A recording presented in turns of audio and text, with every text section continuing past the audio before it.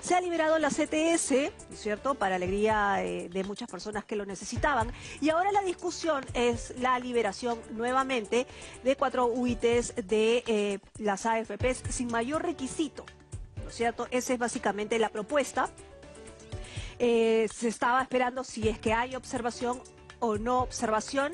Así que ahora vamos a entrar a una nueva dinámica. Generalmente hablamos con un especialista, pero ahora tenemos dos.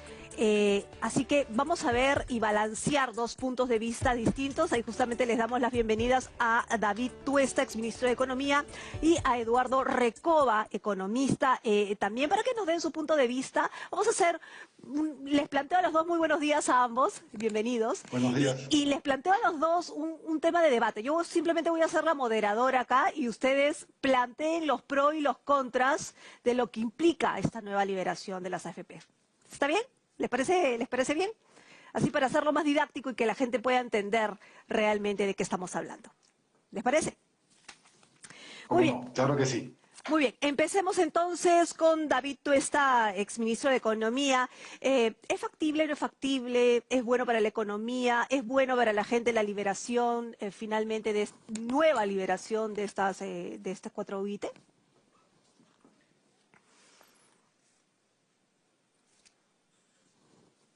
Señor Tuesta, Hola, hola, hola. ¿me escucha?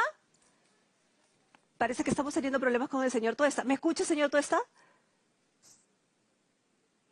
No. Bueno, entonces vamos a empezar, mientras arreglamos el problemita con el señor Tuesta, con el señor Recoba. Señor Recoba, a ver, su primera exposición respecto a los pros y los contras de esta nueva liberación, por favor. ¿Qué tal, Carla? Muchas gracias. ¿Me escuchan bien? En Sí. principio yo creo que sí. Ok.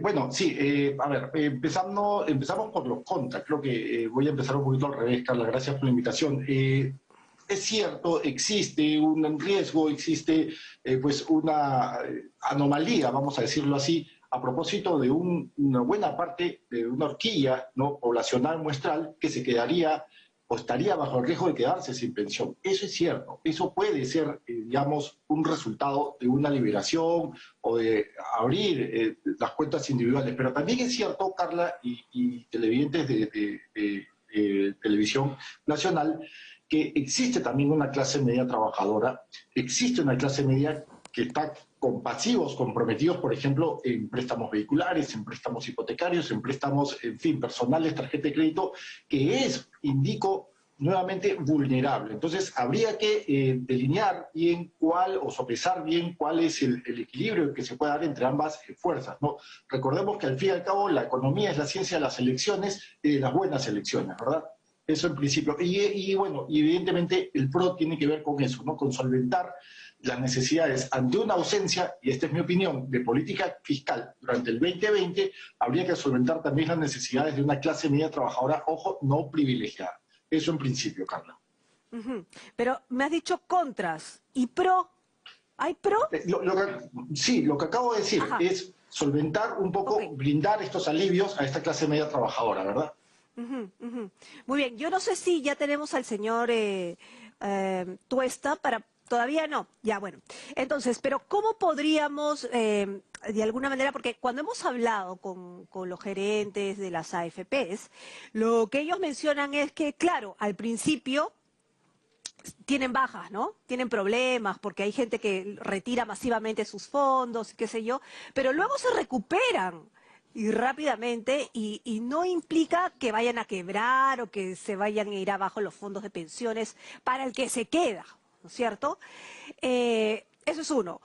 Dos, si es que ese movimiento puede alterar de alguna manera el sistema financiero, el sistema económico de nuestro país. Y tres, teniendo en cuenta que en realidad estamos hablando de un porcentaje bastante reducido de nuestra población que recibe AFP y que formal, ¿no? En nuestro país. A ver, sí, la reflexión, a ver, en principio yo creo que ver el tema desde las firmas gestoras de activos, que son las AFP, me parece que es pelear un poquito con los guantes equivocados. Yo creo que el tema no es tanto o viene dado por el lado de las gestoras de fondos, sino más bien por lo que el Estado junto a la sociedad civil pueden hacer de cara al futuro, ¿no? Que tiene que ver más que nada con reformas. Al fin y al cabo, los gerentes de inversiones o los gerentes de portafolios de la AFP van a opinar en función a una lógica de mercado, de trading, ¿no? De trading de acciones, de bonos, de derivados. Y eso quizás va a acotar un poquito la visión. La visión tiene que ser acotarla a corto plazo, porque la visión en realidad, Carla, tiene que ser a largo plazo y tiene que ser a través de reformas estructurales, que combatan pobreza, precariedad laboral, informalidad, que usted lo ha mencionado. Respecto al tema del sistema financiero, a ver, los bancos son básicamente primos hermanos de las AFP. Si a mí me van a liberar un fondo y yo lo voy a trasladar a pagar o amortizar una determinada deuda, eso va a revertir en favor de la salud de la cartera del banco, que, repito, es primo hermano de la AFP. Es cierto, Carla, va a haber una parte de los que reciban ese dinero para comprarse, lo van a destinar para X cosas, quizás bienes de consumo, pero bueno, ahí hay un tema ya de educación financiera que nuevamente es un tema de largo plazo, que lo está haciendo muy bien la SBS, por cierto. Y por último, sí, hay un porcentaje reducido que está aportando o que viene aportando y que lo he llamado hace un ratito clase media trabajadora. No por ser reducido, no deja de ser vulnerable. Son alrededor de, pueden ser 2,8, 2,9, quizás 3 millones de personas que puedan verse expuestas a que su plan jubilatorio futuro se desmantele. Pero para eso también hay que aplicar planes o medidas de contención a largo plazo como política de Estado, gestión pública, política presupuestal, en fin, finanzas públicas, y creo que por ahí también va la cosa, ¿verdad? Ahora, me mencionan que el señor Tuesta ya está? Señor Tuesta, ¿estamos? Sí, Carla, ¿cómo estás? ¿Qué tal? Bienvenido. Justo estaba planteando un debate, pero tuvimos que empezar ya de frente con el señor Recoba, digamos, para hablar. Él ha planteado cuáles son los pros y los contras, ¿no es cierto?, de la liberación de las AFP. Nos gustaría saber cuál es su punto de vista también, ¿no?, para ya iniciar de frente el debate. Sí, a ver, si empezáramos de cero, efectivamente, uno podría estar pensando, desde mi punto de vista, ¿no?, en pros y contras. Lo que pasa es que ya estamos empezando desde un segundo o tercer paso, ¿no? Ya se han dado acceso temprano a los retiros. Estos han significado que hayan salido el 25% de lo que había en el fondo antes de las pensiones. Fíjense que en aquel momento se dio ese acceso sin ninguna, digamos, criterio de focalización, con lo cual quienes más se han beneficiado son aquellos que tienen más recursos. Los niveles socioeconómicos A y B son los que más han sacado, según por lo menos son las estadísticas que se identifican, ¿no? Y ahora estamos hablando de otro retiro adicional que prácticamente es de la misma cantidad de lo que fueron los retiros en el año 2020. Estamos hablando que si este retiro se aprueba de la misma manera, sin ningún tipo de criterio de focalización, estamos hablando ya que el 50% del retiro, perdón, de lo que había antes de la pandemia, estaría saliendo del sistema. Entonces, para mí, honestamente, de la forma en que se está planteando este retiro por parte del Congreso, no tiene ningún pro. O sea, podría yo considerar algún pro si es que se hubiera tomado algún criterio, como por ejemplo, oye, vamos a enfocarnos a aquellos que no tienen empleo. Vamos a enfocarnos a partir de un determinado nivel de ingresos, ¿no? Y no la manera indiscriminada como se está proponiendo. Además, con un criterio como la unidad impositiva tributaria, que creo que no dice absolutamente nada respecto a los salarios, a los ingresos. O sea, la referencia incluso que se toma no es la adecuada, ¿no? Entonces, dadas las circunstancias que se están dando, a mí me parece que no tiene ningún pro, me parece a mí bastante regresivo, ¿no? Es decir, quien se va a beneficiar se van a seguir siendo siempre aquellos que tienen mayores ingresos, además que se les ha permitido ya un shock importante de ingresos con el tema de la CTS, que ya se les ha permitido acceder al 100%. Entonces, me parece a mí que si no se toma todo eso en cuenta, no está suficientemente meditada la medida, ¿no? Y hay bueno, usted menciona que no hay ningún pro y todo contra. Ahora, yo al principio les proponía que yo voy a ser una mera moderadora y ustedes dos van a discutir respecto a ese tema y qué es lo que tiene que conocer la población respecto a eso. Porque, claro, es una población, como usted menciona, que es AB, tal vez C, ¿no? Pero es una población reducida, efectivamente, ¿no es cierto? Y ¿qué pasa con el grueso de la población? ¿Por qué es tan importante ahorrar? Algunos dicen que el gobierno es paternalista porque, claro, la gente debería decidir finalmente qué hacer con sus recursos, ¿no? Sus fondos de pensión, pero al final es el mismo Estado el que cubre el futuro de la gente que no ahorró. Entonces, me gustaría conocer la perspectiva de ambos, ¿no? Eduardo, por favor, primero, creo. ¿Cómo estás, Eduardo? ¿Qué tal, David? Un gusto saludarte. Sí, efectivamente, David tiene un punto, ¿no? Al referirse en función a la focalización, sobre todo en la primera ola de liberación. No voy a usar el término primera ola porque desgraciadamente está de moda, pero sí, hay un punto de focalización, revirtió la primera liberalización, ¿no es cierto?, en una quizá población, una clase media privilegiada, pero hay que tomar en cuenta que no todos son dentro de A, B, quizás más tirado a B, no todos son privilegiados. Eso como primer punto. Lo otro, el tema de la OIT, efectivamente, ahí sí yo le doy pues un argumento a David. No es termómetro de nada, pero vamos a ver, el espacio muestral, ¿no?, es muy acotado. No le estoy dando evidentemente la razón a la iniciativa del Congreso en su totalidad. Yo creo que se pudo haber refinado más, pero todas estas dimensiones que menciono, o estas reflexiones que hace como ejercicio David, yo creo que es importante un tema transversal, ¿no?, que es la ausencia del Estado. Usted lo mencionó muy bien, Carla Jarada, la ausencia del Estado en políticas públicas, la ausencia del Estado en gestión pública, la ausencia del Estado en gestión de presupuestos, un poco nuevamente nos está saltando, nos está explotando en la cara porque tenemos que exponernos, por ejemplo, a atacar un fondo previsional, un fondo jubilatorio, para poder compensar justamente, a ver si me dejo entender, esa ausencia, ¿verdad? Eso por un lado.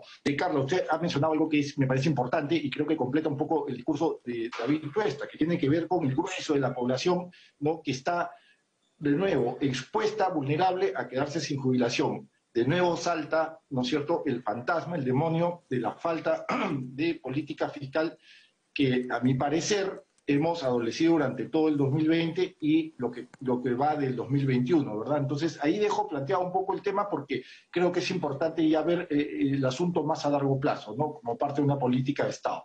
Ujú. Señor Tuesta. Mira, en gran medida de acuerdo con lo que ha comentado Eduardo, ¿no? Incorporar instituciones de largo plazo en un país altamente informal es muy complicado, ¿no? De hecho, si el esquema de la manera en que está pensado va en relación a aquellos que están en la capacidad de aportar de manera recurrente, y por tanto descontarles o que hagan el aporte, la retención a partir de solo de su sueldo y no se piensen en otros mecanismos, vamos a seguir siempre con un esquema muy reducido, de 20-25% de la población económicamente activa, que es de lo que estamos hablando ahora, ¿no? Entonces, claro, es particularmente adicional, si ya venimos con esos problemas estructurales en un momento de pandemia como la que estamos enfrentando. Es cierto que uno tiene que poner sobre la mesa el tema del largo plazo versus las necesidades del corto, ¿no? Entonces, ese punto yo creo que es importante, ¿no? Lamentablemente, la discusión, de la manera como se ha trasladado en el Congreso desde todo el año 2020 hasta ahora, tiene una serie de aspectos que contaminan la forma primero, de organizarnos respecto a cómo administrar esos recursos adecuadamente. Fundamentalmente son para el largo, pero cómo administrarlos en el corto, desde el punto de vista como política, pero al mismo tiempo cómo pensar en los retos estructurales de pensar en una reforma que permita que haya mayor cobertura, ¿no? Entonces, lo que observo yo en este momento es que si estos retiros se incorporan de la forma en cómo ha sido planteado en esta ley, que está justo en toda la discusión si finalmente el Ejecutivo va a terminar observándolo entre los próximos 2 o 3 días, que creo que vence el plazo para hacerlo. Más allá de los temas constitucionales, que también es otro tema, que es otro frente de discusión, está el tema de sobre qué vamos a construir al futuro el sistema de pensiones. ¿De qué manera estamos utilizando, digamos, estos recursos que tienen que tener este balance entre corto, pero sobre todo que ha sido construido hacia largo plazo? ¿Qué estamos generando con este tipo de decisiones del Congreso?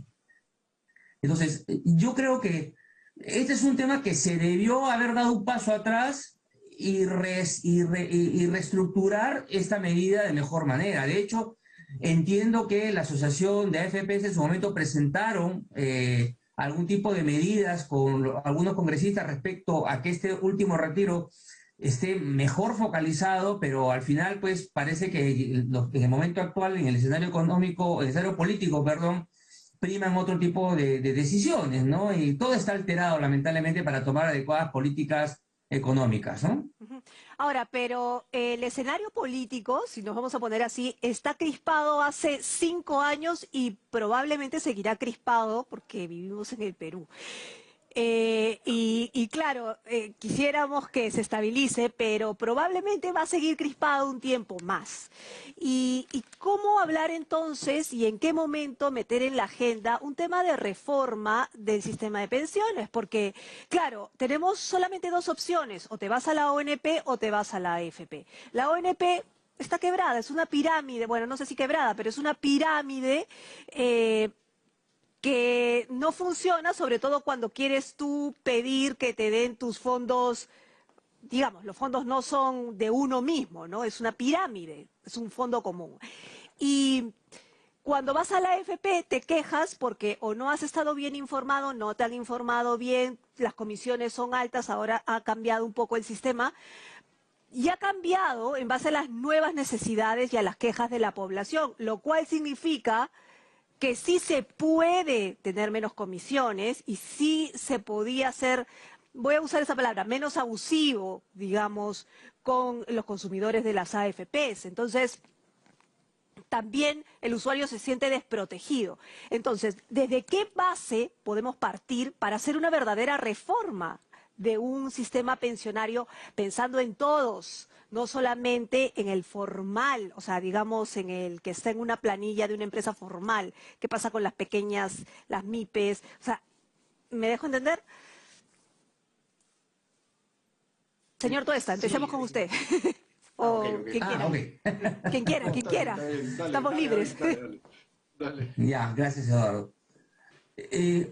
Se tiene que replantear, digamos, el sistema desde otro punto de vista, ¿no? Se tiene que dar el salto desde la visión de que el mercado laboral es el que define la forma en que se debe plantear los sistemas de pensiones, ¿no? Se debe pasar de un criterio de salario, de mercado, a un criterio más de protección social, ¿no? En el cual uno debe tener en consideración las condiciones económicas de las personas, ¿no? La forma en que éstas se insertan en todas las actividades, ¿no? Entonces, eso implicaría pensar en algún tipo de aporte de toda la población para que podamos contar con un nivel de impuestos, perdón, un nivel de pensiones que sea de acceso horizontal para toda la población, ¿no? Entonces ahí requieres repensar el concepto de cuál es la forma de financiar. Eso implica necesariamente abordar el tema presupuestario, implica probablemente hacer algún cambio en el sistema tributario. Quizás este no es el mejor momento para hacerlo, en el momento de pandemia en que todo el mundo está golpeado, pero habría que pensar en ello, ¿no? En alguna forma que esto permita asignar adecuadamente recursos a la población, al menos un nivel básico, ¿no? Esto implicaría, por otro lado, también repensar la forma en que se están cargando, vamos a llamarlo, los costos de contratación, ¿no?, que tienen las empresas. Que las grandes empresas las pueden afrontar, porque usualmente contratan trabajadores de mayor productividad, pero las empresas más pequeñas no lo pueden hacer y por eso están en el ámbito informal. ni personas ni empresas están en la capacidad de aportar 10%, por ejemplo, ni siquiera otras están en capacidad de aportar por la CTS y menos aún están en capacidad de aportar a veces por temas de salud. Entonces, ese tema también se tiene que pensar en cómo reformularlo a través de presupuestos generales, ¿no? Para también ayudar a disminuir la informalidad por ese lado y de alguna manera también incentivar una mayor participación. Se tiene que solucionar ese problema de base para saber cuál es la manera de trabajar las pensiones. Mencionaste el tema de comisiones. Hay un tema ahí efectivamente que tiene que ir mejorando a lo largo del tiempo. De hecho, la última cambio que se hizo en el tema de licitaciones en las comisiones en el año 2012 han ido permitiendo justamente una mejora en la reducción de estas. Tienen que seguir reduciendo, por supuesto, pero para ello también requiere generar un mayor tamaño, una mayor escala, ¿no? Porque esto que nosotros llamamos ahora los costos que cobran las AFP, las comisiones, uno debería compararlo también con las comisiones implícitas que cobran la ONP. La ONP es un sistema bastante caro. Casi equivale lo mismo en niveles de comisiones que tienen las AFP. Lo que pasa es que eso lo pagan todos los peruanos con todos sus impuestos. Eso se puede constatar fácilmente en los balances de la ONP, ver el coste de administración que ellos declaran, y está aproximadamente del 0.7, 0.8, muy cercano, digamos, al sistema de AFPs que en general están cayendo a lo largo del tiempo. O sea, si uno saca ese tema del mercado, de las AFPs, etcétera, que es, por cierto, tiene que disminuirse, tiene que generarse mayor competencia, por supuesto, pero no es el único elemento. No hay que tener, si vamos a analizar, hay que verlo desde todos los puntos de vista, tanto lo que cuesta la ONP como lo que cuesta la AFP. Pero ahí hay que trabajar muchísimo respecto a cómo se siente el afiliado, porque el tema de la percepción del afiliado no se puede dejar de lado. Si el afiliado se queja, hay un problema y hay que atenderlo. Sin duda, señor Tuesta. Y rapidito, señor Recoba, porque nos tenemos que ir ya. Mil disculpas, pero adelante. No, qué ocurrencia. Sí, a ver, en rápida reacción, yo creo que un sistema, fondo, o un fondo público-privado, o una ONP ya reformulada, una ONP con esteroides, vamos a decirlo así, una ONP que actúe más como una firma gestora que como un recibidor pagador de fondos fiscales, creo que se hace necesario. Pero si no contamos con estos sistemas nuevos de reforma en función a pobreza, precariedad e informalidad, no vamos a llegar a ningún lado. Por otro lado, y ya con esto termino, creo que es importante, no obstante lo que hemos mencionado, David y yo, creo que es importante considerar que va a haber, ya tenemos una clase media trabajadora que ya está coqueteando con la pobreza, ¿no es cierto? Entonces creo que sería un alivio, por lo menos temporal, más allá del tema político, más allá del tema de corto plazo, contar con esta liberalización, ¿no? De momento, ¿no? Pese a quien le pese, ¿no? ¿Se promulgará finalmente, ustedes creen, esta ley o será observada? Rapidito. Yo creo que no va a ser observada. ¿Será observada? Yo creo. Yo opuesto. Espero que no. No lo sé, digamos, yo creo que hay muchas, debería ser observada, debería, pero no sabemos ahora las presiones existentes, ¿no? Yo creo que no solamente hay un tema técnico, sino hay temas constitucionales también bastante fuertes, pero no lo sé, no sé qué sucederá. Yo en general soy de no violar la Constitución nunca. Okay. O sea, eso para mí es sagrado por ese lado, pero veamos qué pasa por el lado del Ejecutivo. Muy bien, muchísimas gracias a ambos y vamos a seguir conversando sobre este tema, sin duda, ¿no es cierto? Nos ha quedado cortísimo el tiempo. Muchísimas gracias a ambos por haber estado con nosotros hablando sobre este tema. David Tuesta, exministro de Economía, y Eduardo Recoba, economista.